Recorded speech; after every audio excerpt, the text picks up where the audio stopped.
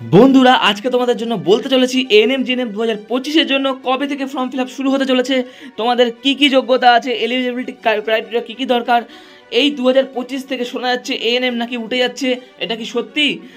2025-এ নাকি এটাও শোনা যাচ্ছে যারা সায়েন্সের স্টুডেন্ট তারা ছাড়া কিন্তু আর্টসের স্টুডেন্টরা অ্যাপ্লাই করতে পারবে না। চলো এগুলো কি কি আছে বিস্তারিত কিন্তু এই ভিডিওতে আলোচনা করবো। যারা যারা দেখছো ভিডিওটা প্রথমেই, যারা যারা নতুন আছো চ্যানেলটিকে সাবস্ক্রাইব করে নেবে এবং ভিডিওর এই কমেন্ট বক্সে প্রত্যেকে জানাবে যে তোমরা কি করতে চাও, এএনএম নিয়ে পড়াশোনা করতে চাও না জিএনএম নিয়ে পড়াশোনা করতে চাও। প্রত্যেকে ভিডিওর কমেন্ট বক্সে কমেন্ট করো, আর যারা নতুন আছো তারা অবশ্যই চ্যানেলটিকে সাবস্ক্রাইব করে নেবে। তোমরা যারা যারা নিউ এই ভিডিওটা দেখছো তাদের উদ্দেশ্যে আমি বলি, দেখো এএনএম জিএনএম 2024-এর রেজাল্ট কিন্তু প্রকাশিত হয়েছে। এবার রেজাল্ট প্রকাশিত হওয়ার পর নেক্সট স্টেপ কী আছে? নেক্সট স্টেপ কিন্তু দেখা যাচ্ছে কাউন্সিলিং প্রসেস।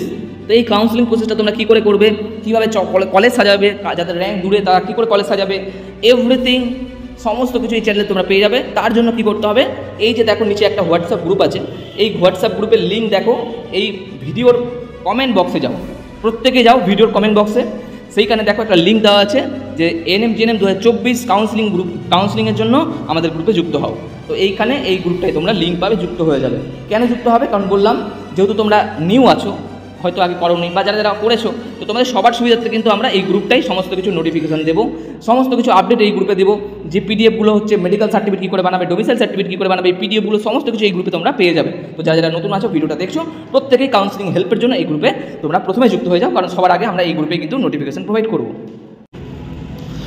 আমাদের নিউ ব্যাচ অলরেডি শুরু হয়ে গেছে নার্সিং বাংলা থেকে, যেটাতে তোমরা অলরেডি 300+ স্টুডেন্ট আমাদের লাস্ট 2021-22-23-এ অলরেডি সাফল্য পেয়েছে। ঠিক আছে, তো আমাদের প্রত্যেকটা সাবজেক্টের জন্য ইন্ডিভিজুয়াল টিচার্স তোমাদের পড়াবেন।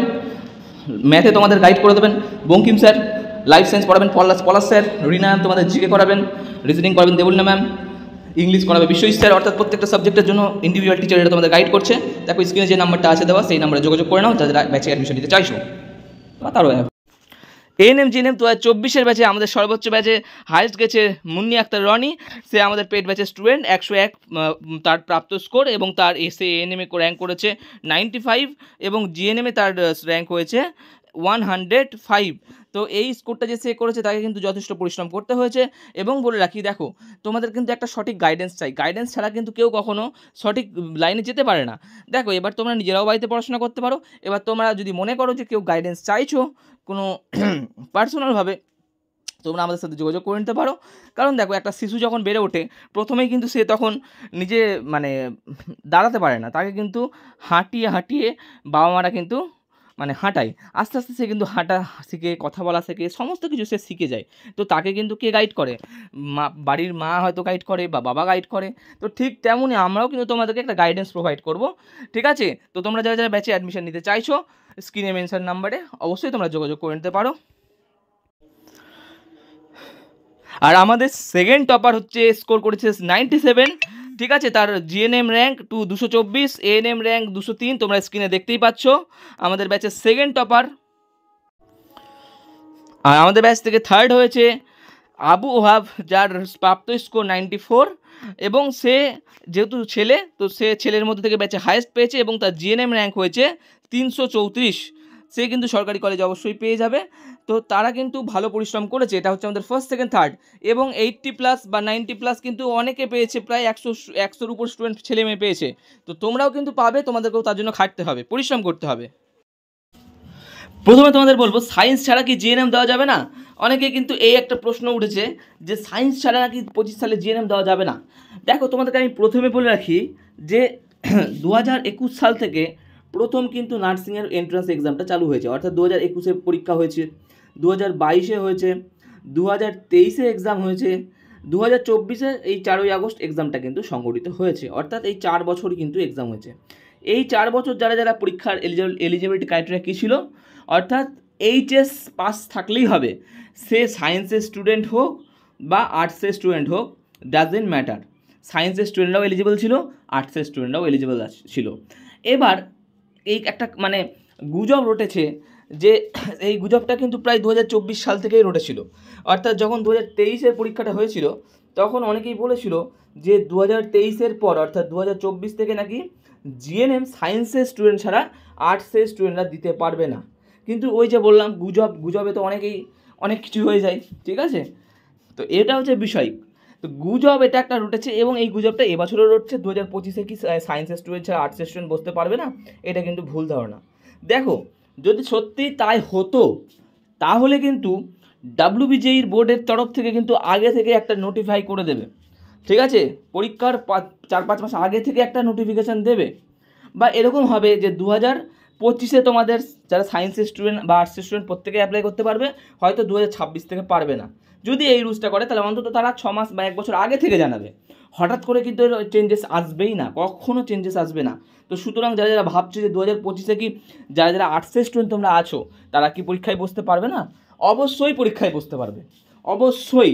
আবারও বলছি, 2025-এ যারা যারা সায়েন্সের স্টুডেন্ট আছো তো তোমরা তো অবশ্যই সায়েন্সের স্টুডেন্ট তো বসতে পারবেই, আর যারা যারা আর্টসের স্টুডেন্ট আছো তোমরাও প্রত্যেকেই বসতে পারবে। কারণ যদি এরকমই হতো যে না আর্টসের স্টুডেন্টরা বসতে পারবে না, তাহলে 2024 পরীক্ষায় তো আর্টসের স্টুডেন্টরা বসতে পারতো না। আর পরীক্ষায় কিন্তু 80% স্টুডেন্ট আর্টসেরই থাকে, ঠিক আছে? তাহলে তো এই বছরই তাই হতো, এবছর তাই হয়নি। এটা কিন্তু 23 সাল থেকে গুজবটা উঠেছে, তো এরকম কিন্তু কখনো হবার সম্ভাবনা নেই। অর্থাৎ জিএনএম আর্টসের স্টুডেন্ট এলিজেবল এবং সায়েন্সের স্টুডেন্ট দুই ব্যাকগ্রাউন্ডের স্টুডেন্টরাই কিন্তু এলিজেবল হবে। তো সুতরাং চিন্তার কোনো কিছু কারণ নেই। এবার দেখো তোমাদের সেকেন্ড প্রশ্ন, 2025-এ কি এএনএম কোর্সটা থাকছে না? অর্থাৎ 2025-এ কি এএনএম এর ভ্যাকেন্সি বন্ধ হয়ে যাচ্ছে? দেখো, আমি তোমাদের একটা কথা বলি, এইটাও কিন্তু একটা গুজব। 2025-এ এএনএম কোর্স থাকছে না, এটা অনেকেই বলছে, না অবশ্যই থাকবে। এবার তোমরা যদি বলো স্যার আপনি কীভাবে শিওর হলেন থাকবে?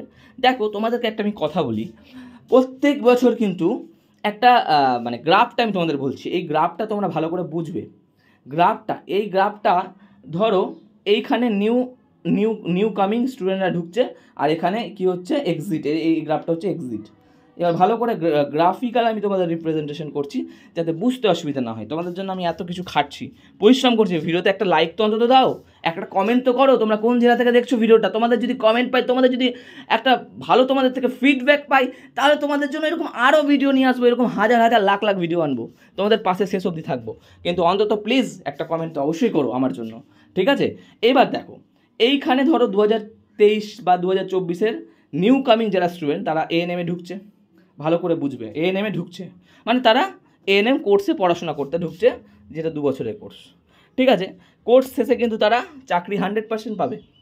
জিএনএম কোর্স শেষে কিন্তু চাকরি সরকারি চাকরি পাওয়ার সম্ভাবনা 100% কিন্তু তা নেই। কেন সরকারি মানে 100% নেই সেটা আমি আসছি বলছি, সেটা পরে বলছি, আগে এটা দেখে নাও। এবার দেখো 25-এর আমি তো কেসটা বলছি, 24-23 যারা এএনএম ঢুকছে, এবার প্রত্যেক বছর তো রিটায়ারমেন্ট হচ্ছে। এক্সিট মানে কি? এক্সিট মানে বাইরে চলে যাওয়া, ভালো করে বুঝবে। এক্সিট মানে হচ্ছে বাইরে চলে যাওয়া।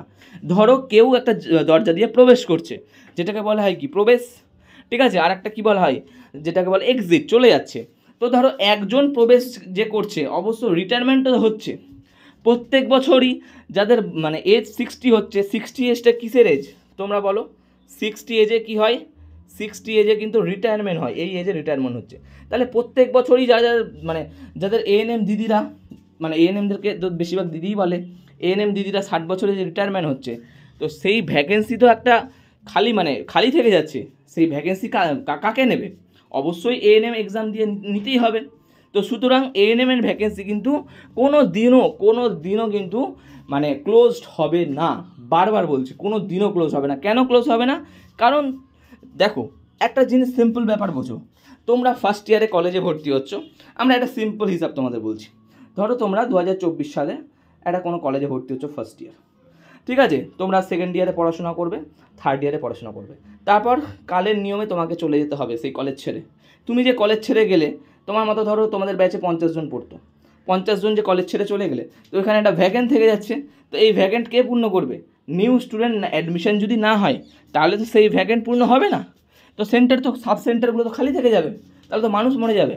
তো এটা কিন্তু কোনোদিনও পসিবল না যে এএনএমের ভ্যাকেন্সি বন্ধ হবে, এটা একটা ভুল ধারণা। এবার আমি তোমাদেরকে বলি, তোমরা যদি বলো যে দাদা আপনি কীভাবে শিওর যে এএনএমে কোর্স করলেই চাকরি কনফার্ম?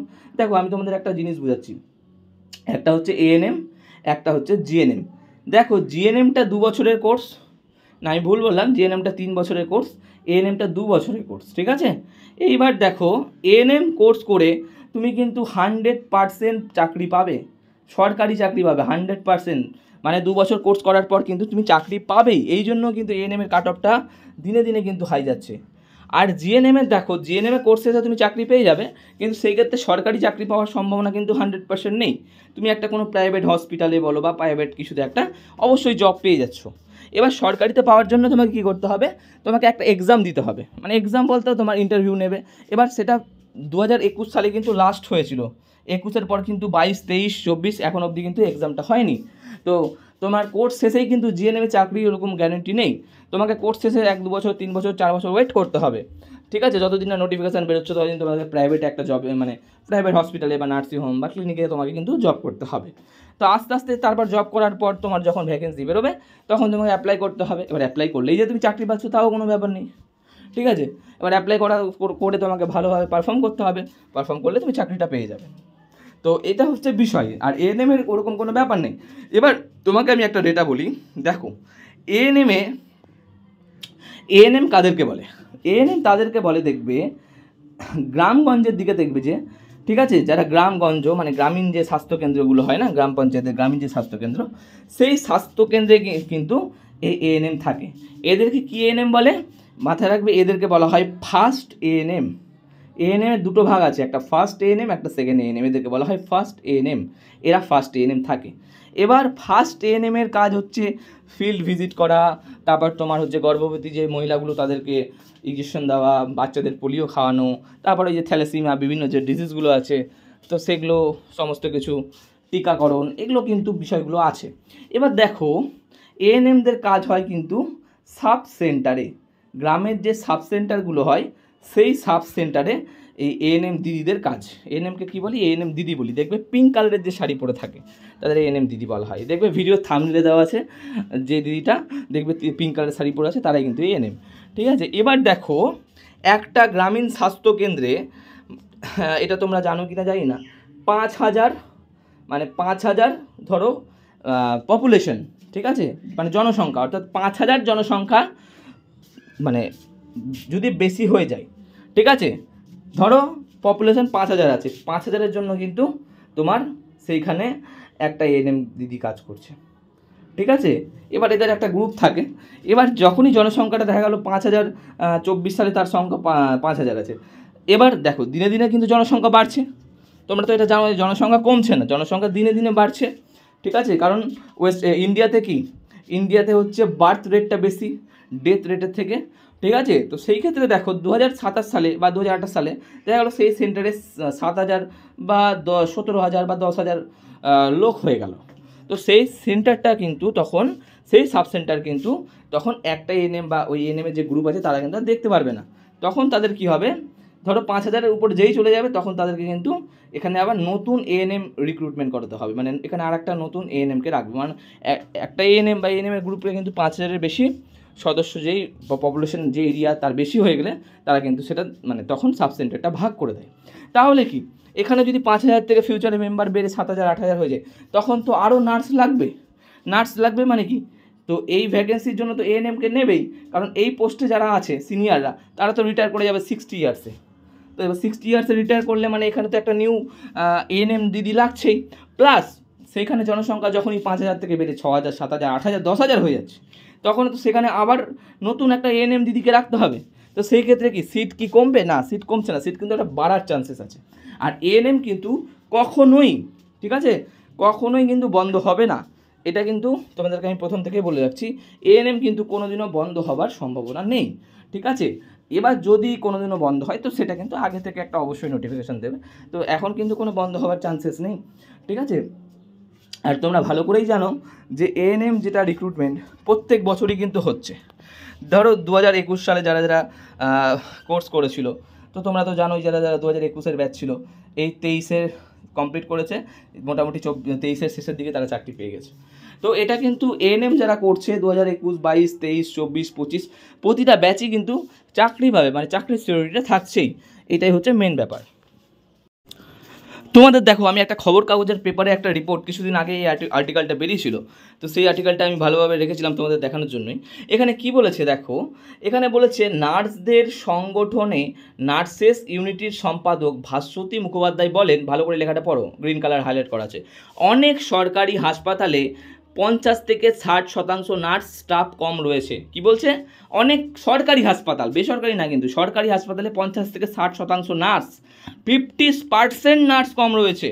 ঠিক আছে, সেই জন্য নার্সদের সহজে ছুটি দিতে চায় না কর্তৃপক্ষ। দেখবে নার্সদের কিন্তু কোনো ছুটি হয় না, মানে দিতে চায় না, হয় না বলাটা ভুল, না হয় অবশ্যই হয়, বাট দিতে চায় না। নার্সের অভাবে হাসপাতালে ঠিকমতো পরিষেবা দেওয়া যাচ্ছে না। কি বললো? নার্সের অভাবে হাসপাতালে ঠিকমতো পরিষেবা দেওয়া যাচ্ছে না। তাহলে নার্সের কমতি রয়েছে, পরিষেবা কখন দিতে পারে না? যখন নার্সের অভাব থাকে বা ঘাটতি থাকে তখনই মানুষ পরিষেবা দিতে পারছে না, তখন নার্সদের দিয়ে কুচকাওয়াজে হাঁটানোর কোনো মানেই হয় না। তো এটাই বলতে চাইছে যে সরকারি হাসপাতালে নার্সের কমতি রয়েছে।